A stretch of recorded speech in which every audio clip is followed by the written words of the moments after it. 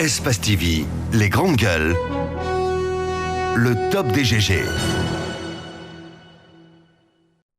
Changer de registre dans cette émission. On parle de football ce matin. L'élection 18 mai à la Fédération guinéenne de football polarise les attentions avec des scénarios de rebondissement. Jamais une élection n'a suscité autant d'intérêt pour les acteurs du sport, mais aussi et surtout pour le gouvernement guinéen. À quelques jours seulement du jour fatidique, les candidats s'expriment tour à tour chez nous. Ce matin, nous recevons le camp de KPC, celui-là d'ailleurs qui est présenté aujourd'hui par beaucoup d'observateurs comme l'un des plus grands favoris à cette élection. Et pour parler de sa candidature, nous recevons son porte-parole, Monsieur Mohamed Lamine Nabé.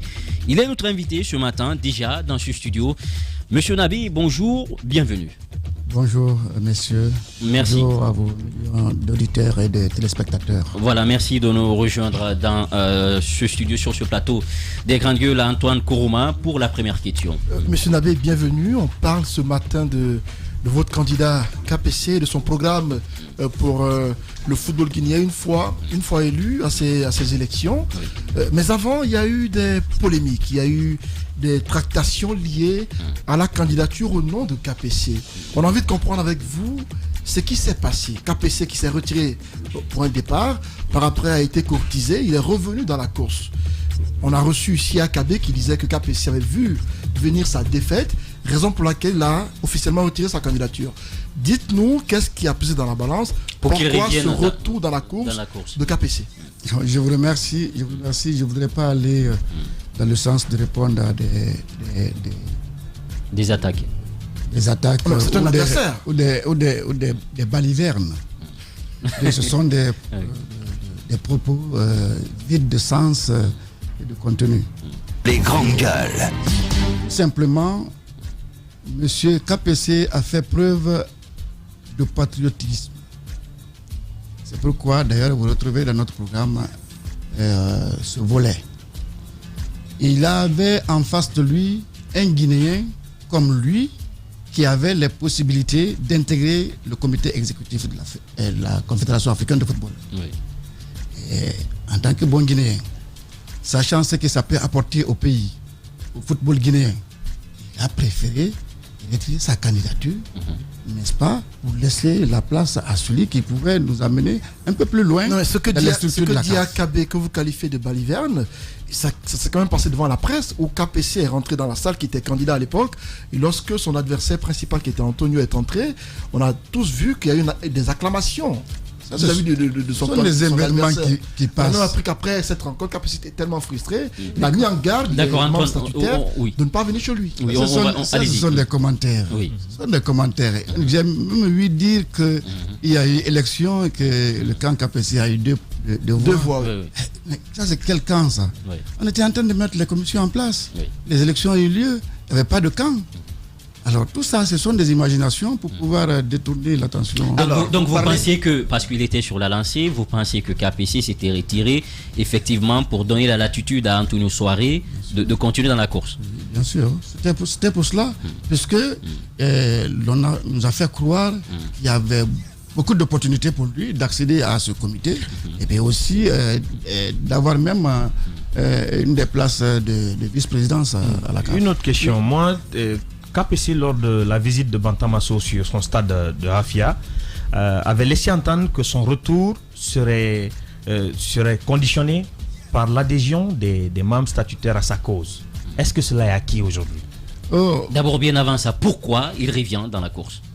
Il revient parce que d'abord, il avait l'intention de... Oui. Il y avait un Salanger qui était en bonne position pour briguer quelque chose sur le plan africain. Oui. Alors, donc aussi... Et comme celui-ci n'est plus là, il a voulu revenir si, bien sûr, les acteurs de football acceptent de s'unir pour le football, pour son développement, et non pour venir faire les querelles intestines inutiles. Alors, et cela ne peut se faire qu'avec la volonté des acteurs qui vont l'accompagner. Et il a été sollicité par plusieurs d'entre eux, et c'est pourquoi il est encore sur la scène. D'accord. Et dans Mohamed Camara, et sur la question d'ailleurs de Alphonse, est-ce qu'aujourd'hui ce soutien des 65 membres statutaires, ce soutien il est acté? Parce que nous apprenons qu'après cette rencontre à Sectoria, certains sont sortis pour dire attention, nous on n'est pas d'accord avec les deals qui sont faits à Sectoria, nous voulons aller aux élections. Est-ce qu'aujourd'hui cela est acté? Ce que je sache, nous sommes dans la logique des élections. Les élections, c'est ça qui, n'est-ce pas, stipule les statuts. Oui. S'il y a consensus, ça ne pourrait être qu'une exception. Nous ne préparons pas pour une exception. On se prépare pour les élections. Nous sommes dans cette logique, nous sommes dans cette dynamique et nous comptons aller jusqu'au bout. Pourtant, au niveau de Serutouria, on parle d'une entente consensuelle pour la gestion du football. Est-ce qu'il en a été vraiment le cas? Si oui, votre président, votre candidat, a-t-il signé cet engagement? S'est-il engagé à aller, comme le président l'a voulu, la gestion consensuelle? Je voudrais m'abstenir de commenter ce qui s'est passé à Sectoria, puisque je n'étais pas là. Et aucun compte rendu ne vous a été fait? Même en tant que porte-parole, je n'étais pas convié. Les grandes gueules. J'ai été informé comme vous tous ce qui s'est passé là-bas. Mais on a parlé peut-être de consensus. Mais on parlera de consensus quand tout le monde est d'accord sur un fait. Mais au jour d'aujourd'hui, il y en a qui disent qu'ils ne sont pas d'accord. Et pourquoi s'attarder sur ça n'est pas parti aux élections? Nous sommes à quelques jours. Vous dites que vous n'avez pas pris part à cette rencontre et vous ne souhaitez pas vous commenter parce que aucun compte rendu ne vous a été fait, vous le dites. Mais le porte-parole du gouvernement qui a pris part à cette rencontre, Thibou Camara, aujourd'hui est en train, élément par élément, comme une série, de dévoiler les secrets. Comme une série, donner quelques épisodes de révélation. Évidemment, j'écoute au même titre que vous. Et mieux, je n'ai pas dit que le compte rendu n'a pas été fait. Le compte rendu a été fait. Mais qu'est-ce qui a été dit? Je ne peux pas. Mais tout le monde le sait. Il y a eu une tentative de candidature unique. De candidature unique. Qui n'a pas pu tenir parce que les membres statutaires qui sont les acteurs principaux disent qu'ils ne sont pas d'accord. Est-ce que votre candidat était d'accord? D'accord, c'était pas c'est-à-dire quelque chose qu'il faut accepter là-bas tout de suite ou pas. Mais est-ce qu'il était pour? Pardon? Est-ce qu'il était pour? D'accord ou pour? Consensus ou pas consensus, il y aura élection. Même consensus, il y aura une élection. Alors, puisque vous peinez à vous prononcer sur ce qui s'est passé à Sectoria, mais quand même vous portez la parole d'un candidat, dites-nous, ça vous fait quoi d'aller à une élection ou bien d'aller à une sélection qu'à une élection?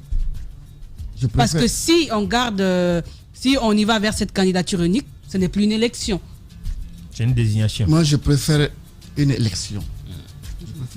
Parce que vous croyez à votre victoire. Depuis avant l'idée de ce compromis-là, nous étions dans la logique d'aller aux élections. D'accord. Nous avons commencé à divulguer notre programme. Parce que j'ai l'impression que, à vous écouter, cette rencontre de Sectoria n'arrange pratiquement personne. Parce que si on dit les deals, on a entendu dire qu'on voulait que KPC soit le candidat unique et que la vice-présidence revienne à Aboubakry. Aboubakry d'ailleurs qui écrit contre vous. Et une cohabitation avec Aboubakry, si KPC vient à la tête de la fédération, c'est des problèmes.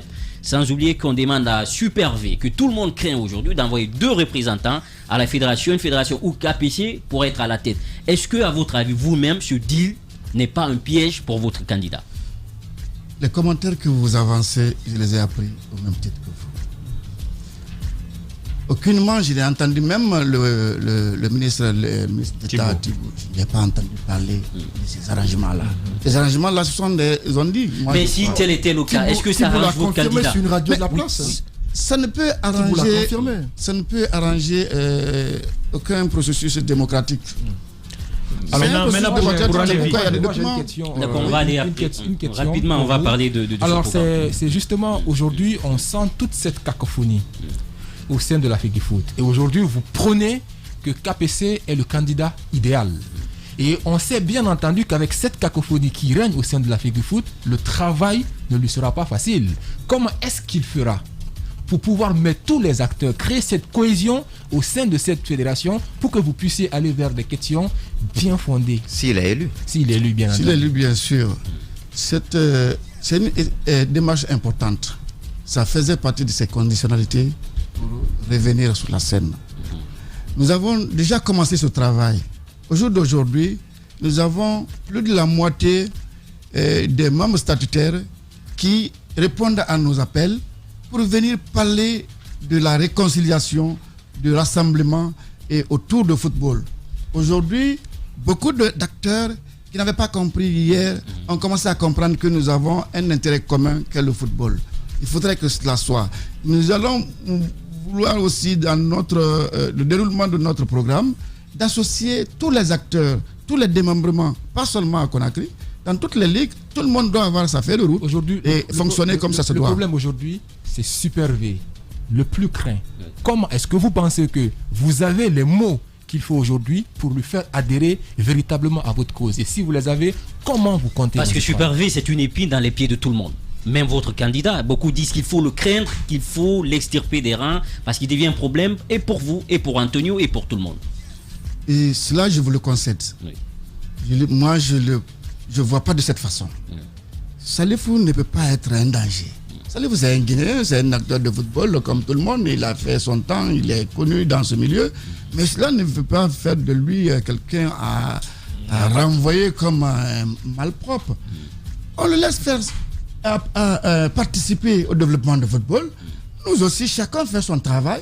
On est en camp adverse, mais on va œuvrer chacun de son côté pour réussir à être au perchoir. On va aborder. Peut-être avant d'aller rapidement sur ça, Antoine, il y a la lettre du TAS en date du 12 mai qui invalide l'ouverture des candidatures et maintient celle d'Aboubatri. Est-ce que vous avez lu cette décision du TAS? Je l'ai lu. Voilà. Et à ce jour, si on s'en tient à cela, Aboubatri demeure le seul candidat à cette élection de la FEGIFOOT. Je n'ai pas la même lecture que vous. Allez-y. Sur ce document. Si vous me permettez, je vais sortir ce document. Et voilà, surtout il faut rappeler, on a dans ce studio comme invité le porte-parole de KPC, ce candidat pour le poste de président de la Fédération guinéenne de football. Il s'agit de M. Mohamed Lamine Nabi qui porte la parole de cette autre entité qui se bat pour occuper la tête de la fédération. Allez-y. J'ai le document sous mes yeux. Résumé en 5 points. Voilà. Résumé en 5 points. Vous avez vu, le candidat Aboubatri cache son secret dans une bouteille transparente. Il ne parle que la partie qui le favorise. Il parle des 2 premiers paragraphes où on a admis sa requête d'effet suspensif. Du rejet de sa candidature. Du rejet de sa candidature. Ça, c'est en sa faveur. Il en a parlé. 2e paragraphe, on demande de l'inscrire sur la liste des candidats. Ça aussi, ça lui est favorable. Mais le 3e, la requête d'effet suspensif de la décision du comité exécutif de la Fédération guinéenne de football du 30 avril 2021 de reporter l'Assemblée générale de la dite Fédération du 14 au 18, déposée le 2 mai par Aboubacar Touré, est rejeté. Qu'est-ce que cela veut dire? Ça veut dire que le processus continue jusqu'au 18. C'est le 18, la date retenue. N'est-ce pas? 4e paragraphe. La requête d'effet suspensif de la décision de la commission électorale de la Fédération guinéenne de football du 30 avril de rouvrir les candidatures le poste de président du comité exécutif déposé le 2 mai 2021 par Aboubacar Touré est rejeté. Qu'est-ce que cela veut dire? Que les autres candidats sont admis. Non, il y a le ça veut dernier. dire que oui, les frais relatifs ça c'est aujourd'hui quand même les 3 sont dans la course. Qu'est-ce que cela veut dire? Ça veut dire que la réouverture est confirmée. Voilà. D'accord, donc ils n'ont pas parlé de ça dans le programme. C'est une façon d'intoxiquer Monsieur Nabé, nous on a envie de comprendre. On va aux élections. S'il y a élection, c'est qu'il y a, comment on va dire, échange d'arguments. Aujourd'hui, KPC, après Antonio, on dit si Antonio n'est pas là, l'homme qu'il faut, c'est KPC. Pourquoi aujourd'hui faut-il désigner KPC? J'ai dit, l'opinion dit que quand Antonio n'est pas là, il faut... Attends, il faut relativiser. Voilà, il faut parce qu'il y a d'autres candidats aussi qui sont engagés. L'opinion dit, ou les supporters de KPC disent que si Antonio n'est pas là, non, Daouda est là. Aujourd'hui, la question c'est quoi? Quels sont les arguments qui pourraient justifier l'élection de KPC? Je vous remercie. Je vais passer la journée à parler de ça. Et je vais vous, mais les points forts, je vais vous économiser. Oui. KPC, depuis quand il était à l'école, il était dans le partenariat. Il a été... L'entrepreneuriat, je m'excuse. Il a été celui qui a eu le marché de reconstruire le stade. C'est lui qui avait le marché de la sécurisation des matchs au stade. Quand il était encore élève. Étudiant, je m'excuse. N'est-ce pas? Ensuite, il a pris Afia en 2013. Afia a changé de visage. Afia est devenu professionnel. Ces joueurs sont payés. Et ils ont des bus. Ils ont leur stade qui est en train d'être construit. Même si c'est pas l'avis quand même de certains aujourd'hui qui disent que le club d'antan et aujourd'hui, Afia c'est la descente. Au niveau football, même niveau football, Afia occupe quel rang aujourd'hui? Ces joueurs sont professionnels, n'est-ce pas? L'académie est en train d'être construite. Ce sont des milliards. Quelqu'un peut ne pas aimer le football et mettre les milliards dedans? Donc je vous laisse juger. Est-ce que ce monsieur qui a été président de la Ligue guinéenne de football, vice-président de la Fédération guinéenne de football, par démissionner?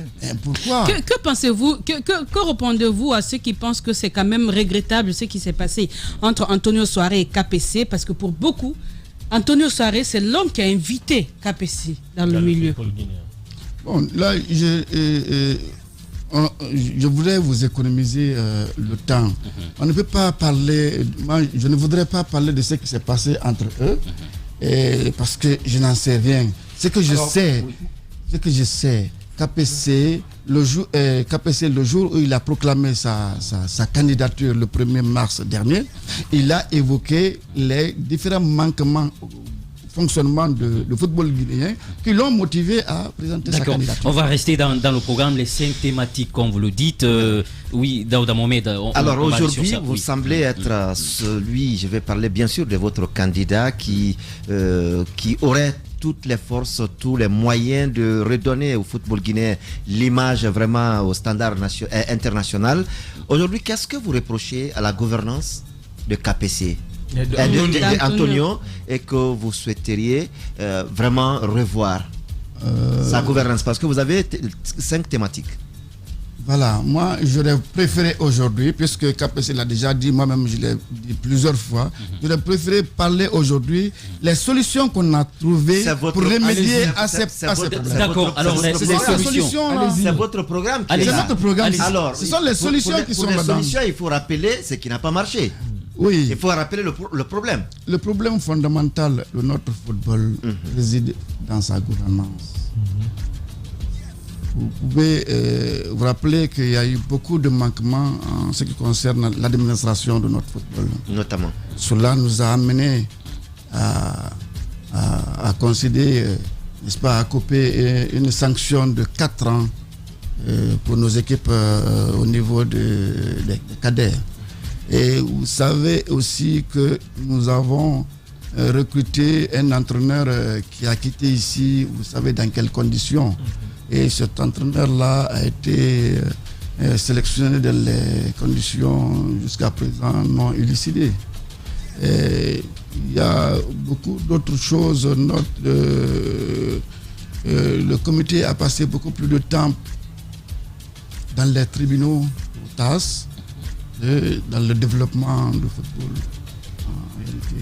Il y a aussi le cas de vote pour le pays organisateur de la Coupe du Monde 2026, vous savez, et il y a plusieurs autres choses que je peux citer comme ça. D'accord, alors je m'en tiens à cela. D'accord, gouvernance, qu'est-ce que vous proposez? Voilà, et notre gouvernance, nous proposons, après avoir énuméré tous ces manquements, KPC a estimé que le succès ne se décrète pas. Il se construit méthodiquement à travers une démarche cohérente et crédible. C'est pourquoi il a regroupé toutes ces solutions dans 5 grands axes. Le premier axe, c'est la gouvernance. Améliorer la gouvernance au niveau de la fédération et s'investir dans la formation à tous les niveaux et aussi professionnaliser le championnat.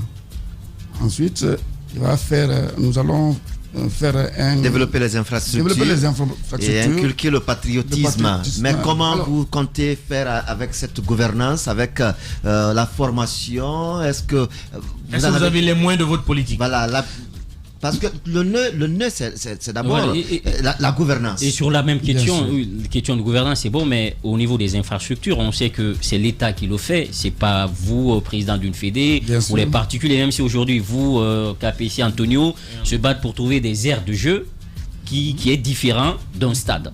Je sais.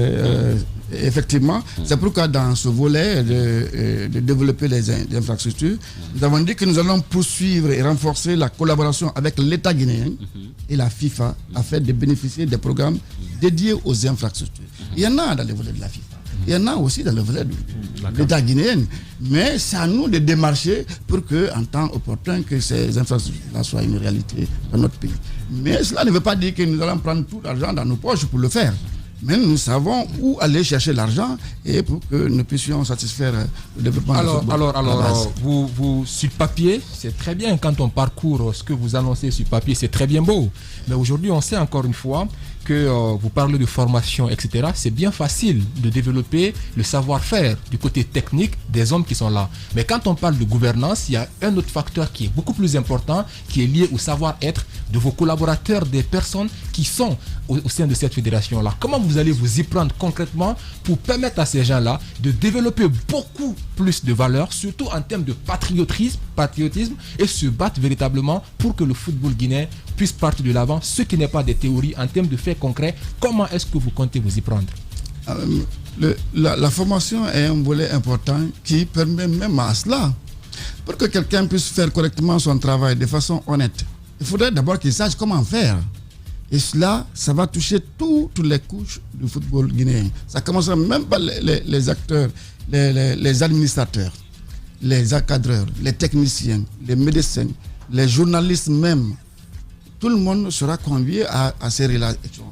Parlant aussi des anciens footballeurs qui, souvent après leur carrière, ont des difficultés de se réinsérer dans la société. Nous allons prévoir des formations pour ceci, soit dans le cadre de consultants sportifs par exemple, ou des reporters sportifs, ou d'autres. Ma question justement, ce que vous dites là, ces formations-là, c'est au niveau du savoir-faire, c'est la technique. C'est facile de donner la technique aux gens, mais au niveau état d'esprit, au niveau valeur, c'est tout un problème. Comment est-ce que vous comptez vous y prendre? Parce que ça, dans ce programme-là, je n'y vois pas. Et aujourd'hui, le véritable problème, c'est surtout à ce niveau-là. Et quiconque ne réussit pas à résoudre ça, ne peut pas résoudre une politique qui compte mettre en place pour développer un secteur. Oui, c'est vrai. Quand on parle du savoir-être, c'est l'altitude que nous pouvons avoir pendant qu'on extériorise le savoir. C'est le comportement adopté pendant qu'on fait ce qu'on connaît faire. Alors, si on connaît, on sait ce qu'il faut faire, on sait dans quel état et dans telle attitude qu'il faut faire, on le fera. Même si on a la volonté de le faire, même si on a la volonté d'améliorer notre savoir-être, si on n'a pas le savoir et le savoir-faire, on ne peut pas, n'est-ce pas? L'élection, c'est le mardi, si tout va bien, le 18. Si rien ne change, KPC, pour l'instant, est dans la course. Et dites-nous, aujourd'hui, vous êtes à quel niveau dans les préparatifs, les rencontres avec les membres statutaires, la préparation de cette élection? Quel est le travail qui se fait présentement? C'est le travail offensif. C'est le travail offensif qui se fait présentement porte en porte. Et nous battons pour amener le maximum de membres statutaires autour de notre programme. Parce qu'au jour d'aujourd'hui, les membres statutaires sont en train de démontrer quelque chose aux yeux de tout le monde. Contrairement à ce qu'on leur dit qu'ils ne connaissent que l'argent, ils veulent faire peau neuve, ils veulent démontrer que ce n'est plus l'argent qui peut les acheter, mais c'est plutôt les programmes et la volonté des personnes qui sont en face d'eux. Donc cela est en train d'être matérialisé, ils l'ont promis, ils sont dans ce sens-là. Voilà, vous l'avez compris, M. Mohamed Lamine Nabé, porte-parole du candidat KPC. Peut-être cette question est important. Oui. Moi j'ai une question. Rapidement. Les élections c'est le 18. Aujourd'hui nous sommes à 3 jours je crois. Oui. Est-ce qu'aujourd'hui vous allez à ces élections avec la certitude de sortir président ou vous allez simplement participer? Nous y allons pour gagner le poste de président de la fédération au premier tour. Et quelles sont les garanties que vous avez aujourd'hui, quelles sont les certitudes que vous avez pour d'acquérir ce poste? La certitude que nous avons plus de la moitié des membres statutaires qui sont autour de nous, qui travaillent sur le programme, qui travaillent sur notre plan stratégique pour accéder à la fédération. D'accord, vous voulez aller aux élections parce que beaucoup disaient non, une candidature unique pouvait arranger M. KPC, mais à vue d'œil, cela n'arrange pratiquement personne. Oui ou non, ce deal de sectoria n'arrange pas vraiment votre candidat? Arranger ou pas arranger, ce qui nous arrange, ce qui arrange tout le monde, ce qui arrange toute la famille sportive de football, c'est les élections transparentes et crédibles. Pour que celui qui sera mis président puisse mener sa gouvernance vraiment avec beaucoup plus de légitimité. Voilà, alors aujourd'hui, peut-être qu'on dit on va aller aux élections le 18, ce qui n'est pas encore très très sûr. Et beaucoup d'idées soutiennent également la mise en place d'un comité de normalisation. Vous en avez dirigé une fois, hein? Alors à quel risque on peut s'exposer aujourd'hui à aller à une commission, à un comité de normalisation? Bon, je ne voudrais pas revenir sur tout ça, mais de toute façon, apparemment, M. Nabé ne veut pas revenir sur les questions essentielles. Non, plutôt. Toutes les questions j'étais venu pour parler du programme. Oui, mais le programme, ça fait partie. Le comité de normalisation est soutenu juridiquement par l'article 8, alinéa 2 des statuts de la FIFA, qui dit, si je me permets de paraphraser, les organes exécutifs des associations membres de la Fédération internationale de football association, en des situations particulières, peuvent être relevés par le Conseil de la FIFA en collaboration avec la confédération concernée pour être remplacés par un comité de normalisation dans des situations particulières. C'est-à-dire que quand il y a une crise qui fait que le football est bloqué. À l'état actuel, il n'y a pas de crise, à votre avis? La crise, elle n'est pas aussi grande qu'on puisse aller à un comité de normalisation. À moins qu'on veuille coûte que coûte faire les deux à la fois. Parce que moi, quand je parle de compromis pour moi, c'est quand tout le monde est d'accord. Espace TV, les grandes gueules, le top des GG. Au compte des grandes gueules, on parle toujours de la FEGIFOOT qui s'apprête à tenir son congrès la semaine prochaine, sauf changement de dernière minute. Le président et un de ses adjoints seront élus, mais dans le bureau exécutif, déjà, il existe des membres de droit élus au niveau des instances inférieures. C'est le cas du président de la Ligue guinéenne de football amateur, troisième vice-président de la fédération, Kerno Abdoulaye Ba, qui vient d'être conduit à son poste. Il est aussi le président de la commission juridique de la fédération guinéenne de football. Avec lui, nous allons revenir sur les dispositions statutaires qui font actuellement objet de diverses interprétations dans la cité depuis quelques semaines. Monsieur Kerno Abdoulaye Ba, bonjour, bienvenue. Bonjour. Et voilà, Antoine Koroma pour la première question. Monsieur Ba, bienvenue chez nous. Bientôt, on va s'acheminer vers les élections au niveau de la FEGIFOOT. Dites-nous, en tant que responsable de la commission juridique de la FEGIFOOT, de quel œil vous percevez tout ce qui se passe, les murmures, les interprétations des textes de loi? Comment est-ce que vous l'observez? Bon, vous savez, en matière juridique, le plus souvent, chacun interprète en sa manière, selon sa manière de comprendre les choses. Mais au jour d'aujourd'hui, je pense que si on tient compte réellement de ce qui se trouve dans les statuts, nous n'avons aucun problème. Parce qu'il ne peut y avoir problème ou litige que quand il y a un problème entre les acteurs du football. Les acteurs du football, ce sont les instances. Donc ce sont les membres statutaires. Donc ce n'est pas des personnes physiques. Mais si on transporte un problème de football au niveau d'un problème de personnes, ça pose problème. Ça veut dire quoi? Ça veut dire que simplement, au jour d'aujourd'hui, sur les 65 membres statutaires, il n'y a qu'un seul membre qui est en train d'écrire à la FIFA et de la CAF. Et je pense que là... Bouba Sampil. Non, ce n'est pas Bouba Sampil, c'est l'AS Kaloum. Okay. Bouba Sampil, ce n'est pas l'instance, c'est l'AS Kaloum. De tous les écrits qui sont arrivés au niveau de la FIFA ou de la CAF, c'est l'AS Kaloum. Donc l'AS Kaloum est le seul club qui demande d'être rétabli dans ses droits. Donc pour nous, normalement, il n'y a aucun problème. D'autant plus que chacun est habilité, quand il se sent lésé dans une décision, qu'il écrive à la FIFA. Ce n'est pas une première. Il est peut-être seul, mais apparemment, ses écrits ont eu des effets sur le terrain parce que grâce à ses interpellations, à ses écrits, il y a eu tout de même des retraits de candidature, il y a eu des remises en cause ou en question de quelques candidats et tout cela.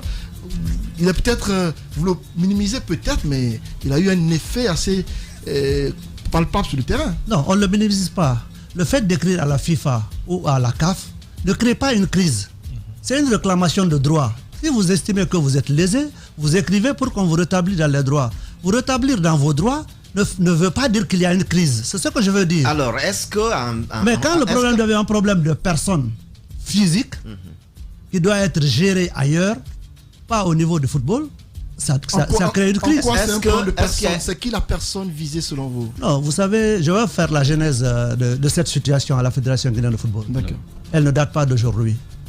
Vous savez, à un moment donné, c'est en 2015, il y a eu une fronde au sein du comité exécutif des membres du comité exécutif contre son président, qui était alors Super V. Donc la FIFA et la CAF ont intervenu pour mettre un comité de normalisation. Parce qu'il n'y avait plus de compétition, le football s'est arrêté. Oui. Donc depuis cette normalisation, des élections ont été organisées. C'est ainsi qu'est arrivé Antonio Soare. Cela n'a pas plu à Super V. Et Super V, depuis lors, ça fait plus de 4 ans qu'il est en train d'écrire à la FIFA et à la CAF sous certains noms que nous savons, Mariam Fofana, Rabisso, Asiba, je sais, plus de 5 prénoms. Mais la FIFA n'a jamais répondu à ces écrits parce qu'il n'était pas statutaire. Qu'est-ce qu'il a fait finalement? C'est de demander à ce que Bouba Sampil lui nomme secrétaire général de l'AS Kaloum. Donc il est devenu statutaire à partir de cette nomination, il a écrit maintenant au nom d'une structure qui est statutaire, c'est l'AS Kaloum. Et quand l'AS Kaloum écrit à la FIFA et à la CAF, ils en tiennent compte. Alors est-ce que vous ne pensez pas justement c'est cette guerre d'ego parce qu'on lui dit qu'il est revanchard, de vengeance, qui aujourd'hui est en train de créer toute cette tension dans la cité? Oui, bien sûr. Je pense que le terme est bien utilisé, la tension. Mais il n'y a pas de crise. Parce que le football se joue. Il n'y a pas de combat au niveau de l'instance. Mais cela crée un problème, d'autant plus que ces écrits ont fait que non seulement la FIFA a écrit à la commission électorale pour demander à ce qu'ils tiennent compte des statuts pour valider des candidatures. Et le président Antonio, avant précédemment, eu des problèmes au niveau de sa candidature à la CAF. Et le TAS a intervenu pour le rétablir aussi dans ses droits. Donc les deux documents arrivés à Conakry ont été sujets de différentes interprétations. Chacun a interprété en sa manière. On a fait comprendre au président de la République que s'il n'intervenait pas, il y aurait y avoir une suspension ou un comité de normalisation en place. Donc, ne connaissant pas comment le milieu est géré, ils ont eu peur et ils ont fait appel aux personnes qu'ils ont pensé être les patrons du football guinéen pour régler le problème à l'amiable. Mais alors avant ça, le président a quand même échangé avec Fatma Samoura. Fatma Samoura qui quand même a pu, si on veut, confirmer quand même le fait que si ça perdure, la Guinée pourrait être sanctionnée. Quelle est votre réaction par rapport à la réponse de lecture de cela? Quand est-ce le président a appelé Fatma Samoura? Le président a appelé Fatma Samoura quand la FIFA a demandé à la commission électorale de tenir compte, de respecter les statuts de la Fédération guinéenne de football. Donc c'est ainsi que la candidature du président Antonio a été validée par la commission électorale. Oui. Les gens sont allés dire au président de la République que la commission électorale s'est trompée, on ne devait pas valider cette candidature. Le président, ayant le souci de la bonne administration de la Fédération guinéenne de football, a voulu savoir réellement qu'est-ce qui se passait et comment on pouvait interpréter ces textes. C'est ainsi que le président de la République a consulté. Parce que certains parlent d'éviction. C'est une consultation parce que le président n'a rien imposé.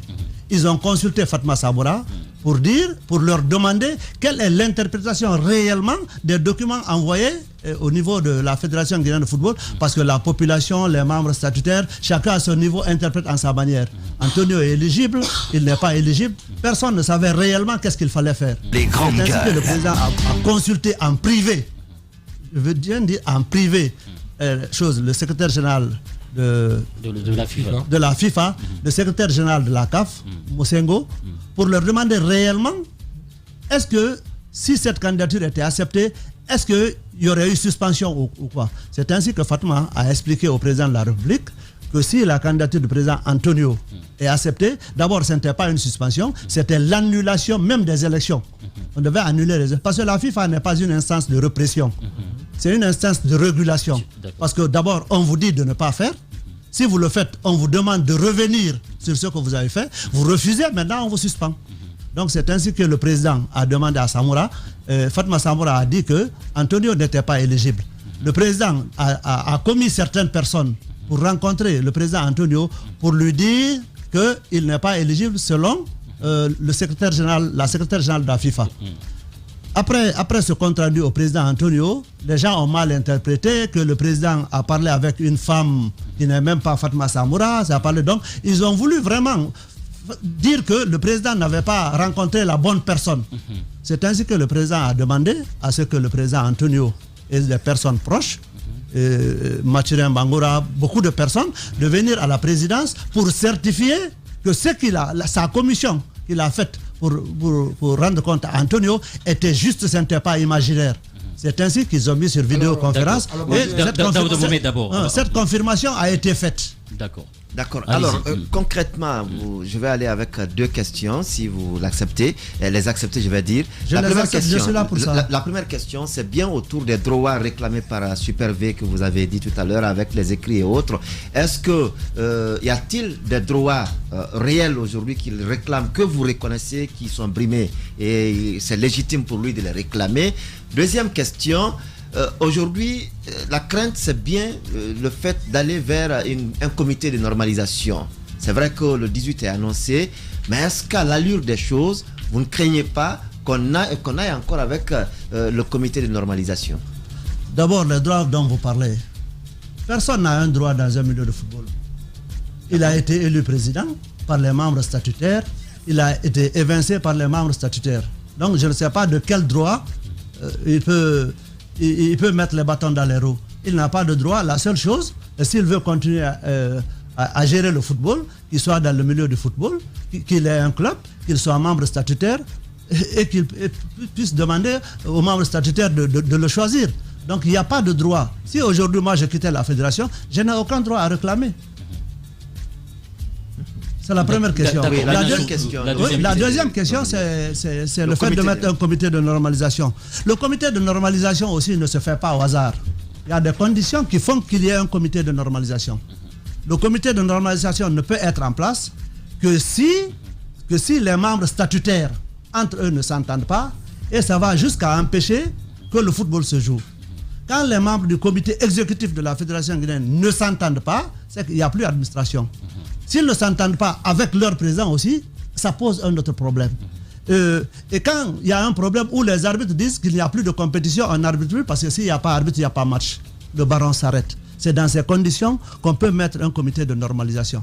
Mais tant qu'il n'y a pas ce genre de problème, il ne peut pas y avoir un comité de normalisation. Allez-y, Caps. Alors moi, je reviens sur également deux questions. La première, c'est de savoir, avant que le président, bien entendu, n'échange avec la secrétaire générale de la FIFA, est-ce que le président avait déjà consulté le comité électoral ici en Guinée pour échanger avec eux, pour comprendre véritablement quelles étaient les prérogatives qui donnaient, encore une fois, est-ce que les statuts donnaient autorisation à Antonio de continuer à être candidat?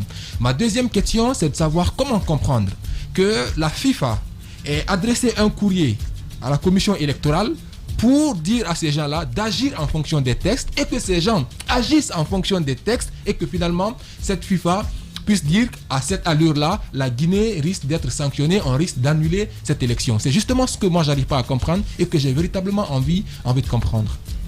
Reprenez la première question, elle m'a un peu... Alors la première question, je dis, est-ce que le président a consulté la commission électorale Bon, je ne sais pas si le président a consulté la commission électorale, mais la commission électorale, je les ai suivis dans les médias qui n'ont pas été associés.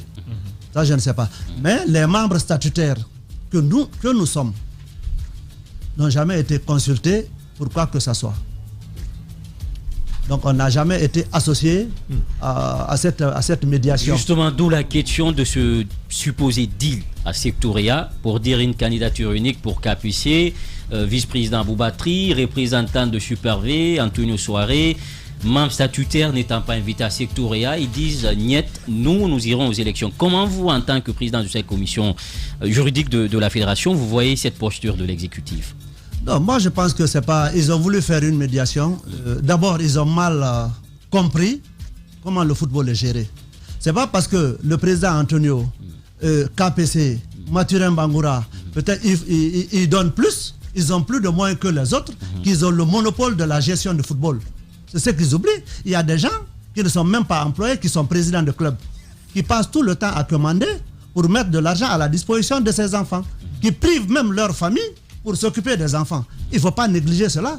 Il ne s'agit pas d'être nanti pour être convié à une réunion au haut niveau, mais c'est ça le problème. Nous avons voulu faire comprendre à l'opinion nationale que le football est géré à la base. Il y a des gens qui ne sont pas vus, mais qui ont leur mot à dire dans ce football. Nous ne passons pas notre temps à être dans des salons pour regarder le match de Real, de Barça et discuter. Nous sommes sur le terrain avec nos maigres moyens. Le minimum dont on paye par jour pour le transport des joueurs, c'est 200 000. De l'eau, des jeux de maillot, quand les gens sont blessés, nous intervenons. Donc pas question de l'idée d'un deal, rien. Non, nous les membres statutaires, nous ne sommes pas pour cela, pour la simple raison que nous ne voulons pas qu'on nous impose quelqu'un que nous n'aimons pas, qui ne pourra pas dans l'avenir travailler avec nous. Justement, parlons de cela, on a vu ces déclarations. Il faut que ce soit notre choix. S'il doit y avoir des négociations, il faut que ce soit avec les membres statutaires, qu'on parle, qu'on explique nos problèmes, pour qu'on puisse nous aider dans ce sens. On a suivi votre rapidement, on est pris par le temps. Vous étiez récemment chez le candidat KPC, vous étiez avant cela chez AKB pour échanger autour de leur programme. Dites-nous, après ces deux rencontres, quel est le bilan que vous faites? Parce qu'on nous a appris que vous avez reçu un appel, un coup de fil, vous demandant de voter pour KPC, un coup de fil d'Antonio Soare qui a été mis sur haut-parleur, vous demandant de voter pour KPC. À ce jour, dites-nous quel est le choix de la majorité des membres statutaires au regard des programmes des candidats que vous avez observés.